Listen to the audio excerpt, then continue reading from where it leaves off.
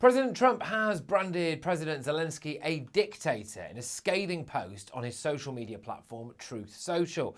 This comes after Zelensky criticised Trump for recent US-Russia talks that excluded Ukraine. Zelensky said to reporters that he would like Trump's team to be more truthful about the war. Hello, I'm Patrick Christie's. This is GBN Originals.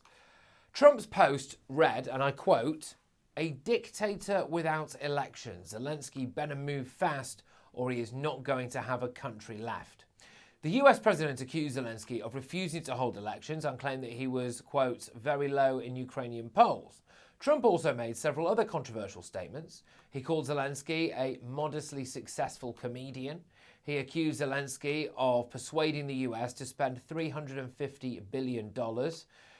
And he claimed that Zelensky was only good at playing President Biden like a fiddle. In response, Zelensky hit back, stating that Trump was trapped in a Russian disinformation bubble.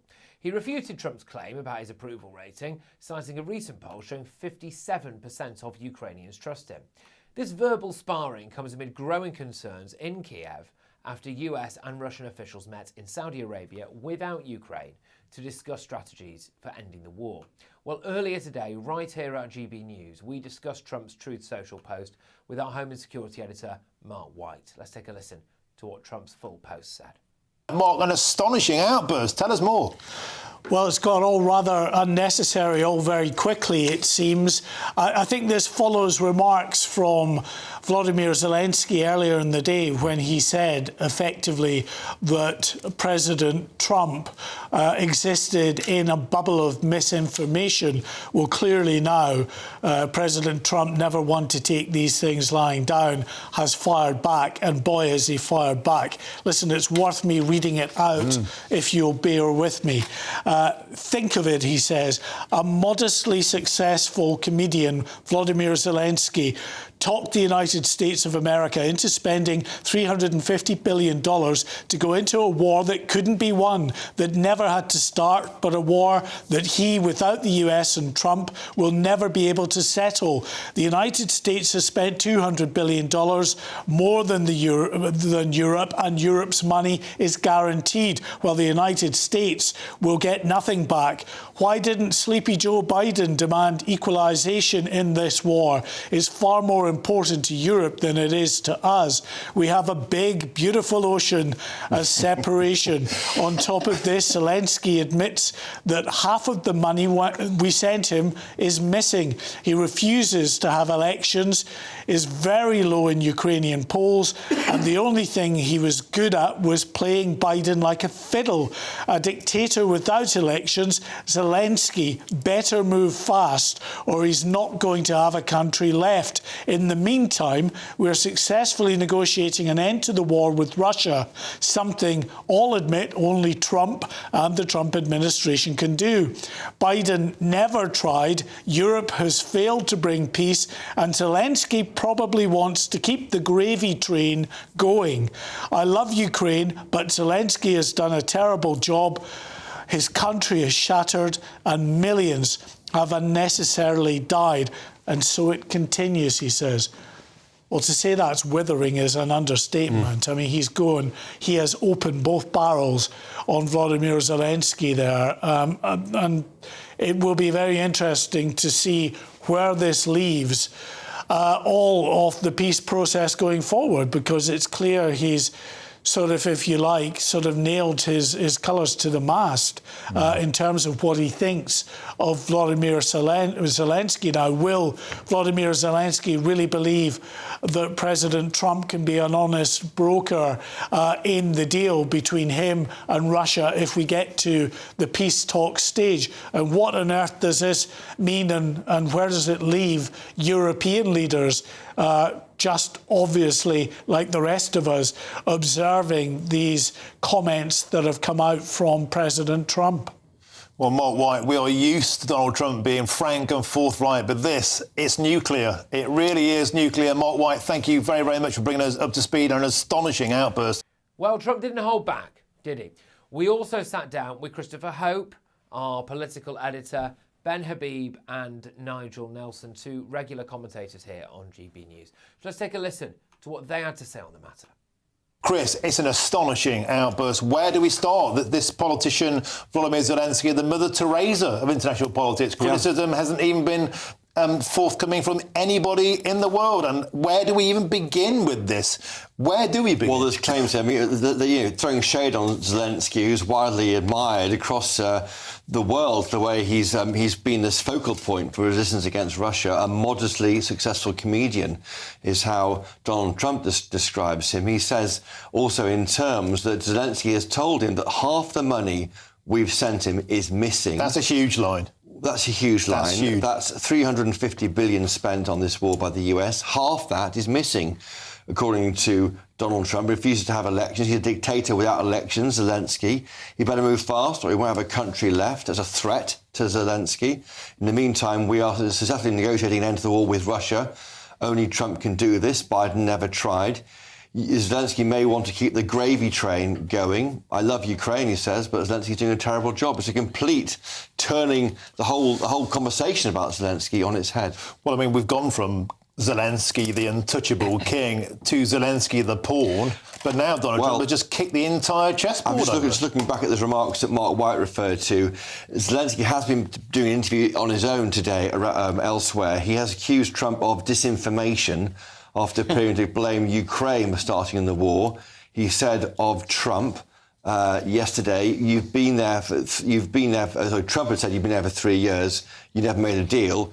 Zelensky replied, with all due respect to Trump as a leader, he's living in this disinformation bubble. I wonder if that attack triggered this.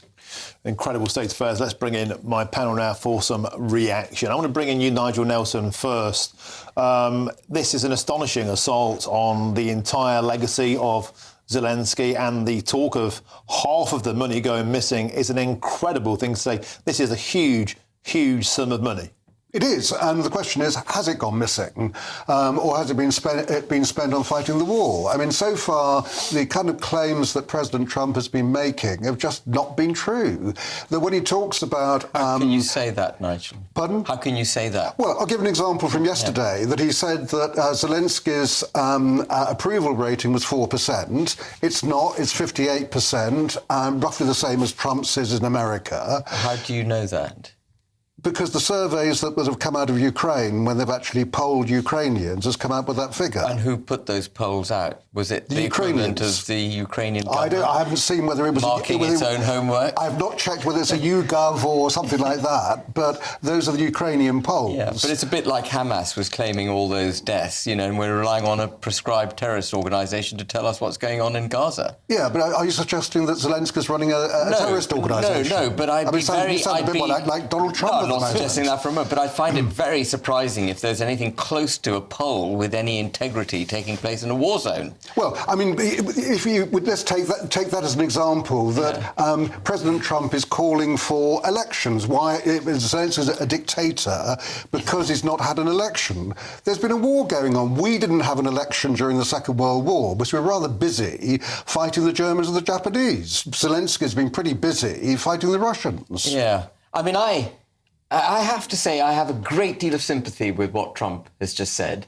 And all of us know, anyone who's got the remotest bit of nous about them, that war zones and the arms trade is a unique and brilliant opportunity for people to make money. And it happens. And I've been looking at this askance and people supporting the war effort who typically don't have an ideological bone in their body, but wrapping themselves in the Ukrainian flag ahead of wrapping themselves in the Union flag and putting British money at Zelensky's disposal. Biden putting this massive sum, $350 billion. I think we spent the thick end of $20 billion in this country on it, and no questions asked. And this is the point.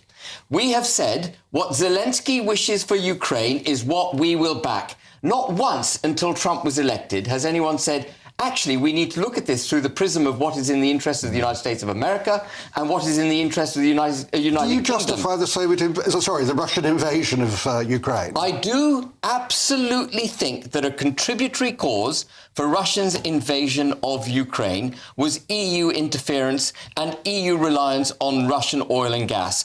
And the interference came before the 2014 invasion of the Crimea, when the EU was offering financial packages to Ukraine, turning its head away from Russia towards the West.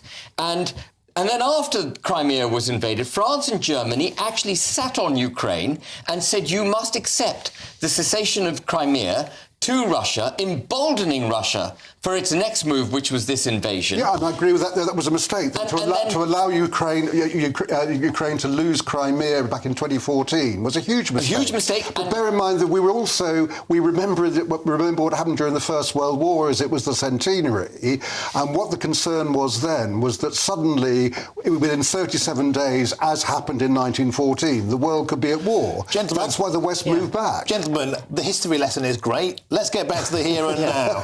Zelensky, utterly sidelined, utterly cast out into the cold. He was meant to be the central player in this, Chris Hope. Suddenly, Donald Trump has come into town. The European Union, we saw yesterday, utterly... It is all changed, Martin. Utterly neutered, sidelined, not even consulted. They're all jumping up and down saying, well, hang on, what about European Union? Swept out under the carpet. Now, Zelensky, the central player, also utterly sidelined. This is the straight deal now between Putin and Trump. It's an incredible state of affairs. And Putin's saying, of course, that Zelensky or Ukraine will be allowed back into the talks. Europe hasn't helped. Why wasn't Zelensky in Paris on Monday? Instead, he wasn't there, wasn't invited. He was in Turkey on his own, looking physically sidelined, if nothing else. I wonder, just with a UK perspective on this, if this has strangely bolstered Starmer in the past week, because he now can make a play to be this bridge between Europe and the US. It's now a Europe problem much more than it was when Biden was in charge. And we do know also that the US, the senior people who represent the Trump in UK at the moment were in Number 10 today having meetings about business issues with Jonathan Reynolds. So I just wonder whether ahead of the meeting next week in Washington, we could see maybe Starmer being emboldened on the world stage from this. Or being used as a poodle. Well, question mark. I just want to say one other thing. We saw in J.D. Vance's speech in Munich, effectively the United States declaring war on the liberal global order, saying we're sick of the constitutional damage, the democratic deficit, the absence of free speech that this liberal global order has delivered. And the Ukrainian-Russian war was supported by that liberal global order. President Biden, the Europeans, completely in bed with Zelensky. No questions asked. And this is a further step towards bringing back policy away from the liberal global order to national interests. This is Trump saying, we've given you $350 billion. We want this ended. And for Zelensky to bite the hand that feeds him by saying yesterday, no deal that Trump strikes with Putin is going to be acceptable to us unless we're part of that deal.